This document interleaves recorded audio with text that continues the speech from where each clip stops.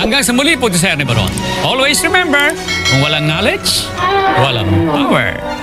Bye-bye! Sa panahon natin ngayon, tunay ngang, isang click mo lamang sa iyong cellphone o computer ay kayang-kaya mo nang mahanap ang kasagutan sa iyong mga tanong, lalo na kung tungkol sa siyensya at kasaysayan. Ngunit ang mga kabataang Pilipino noon, ay talaga namang tinututukan ang paglabas sa telebisyon o sa radyo ng nag-iisang The Walking Encyclopedia ng mga Pilipino.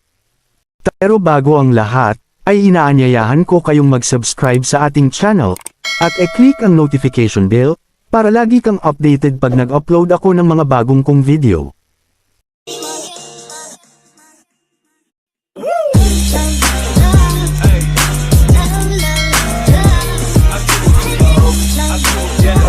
Si Ernie Baron ay isa sa mga itinuturing na pioneer ng Radyo Patrol, kasama sila Ray Langit, Noli De Castro, Joe Taruk, Mario Garcia, Bobby Guanzon, Orly Mercado at Bong Lepira. Sinimulan ni Baron ang kanyang karera sa radyo sa programang pangkalahatang impormasyon.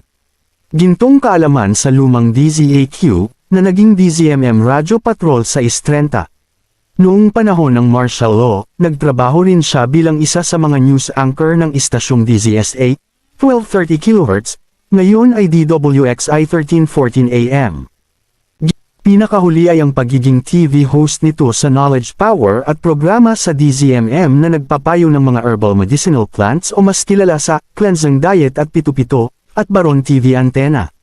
Pinawa ni Baron ang kanyang kauna-unahan at nag-iisang movie appearance sa Pera o Bayong, base sa isang game segment mula sa Magandang Tanghali Bayan.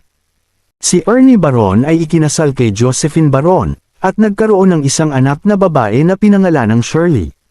Ang pamilya Baron ay mga tagasunod ng Iglesia ni Cristo, kaya na-codify ang kanyang profesional na palayaw na, Ka-Ernie.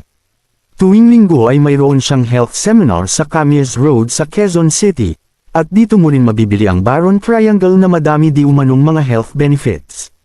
Namatay si Ka-Ernie sa atake sa puso noong umaga ng ika-23 ng Enero taong 2006, sa Muntinlupa City Medical Center, Muntinlupa City sa edad na 65. Ilang buwan pagkatapos ng kanyang kamatayan, pinalitan siya ng kanyang protege na si Kim Atienza hanggang Oktubre taong 2021, bilang weather presenter ng TV Patrol, at ang weather segment ng programa ay pinalitan ng pangalang, Weather Lang. Maraming salamat sa muling panunood, hanggang sa dulo ng ating video mga ka-info, at ano nga ba ang masasabi ninyo sa dalawa sa pinakatanyag na radio broadcaster ng mga nakalipas na dekada? Paki-share naman sa comment section sa baba. Salamat sa panunood mga ka-info.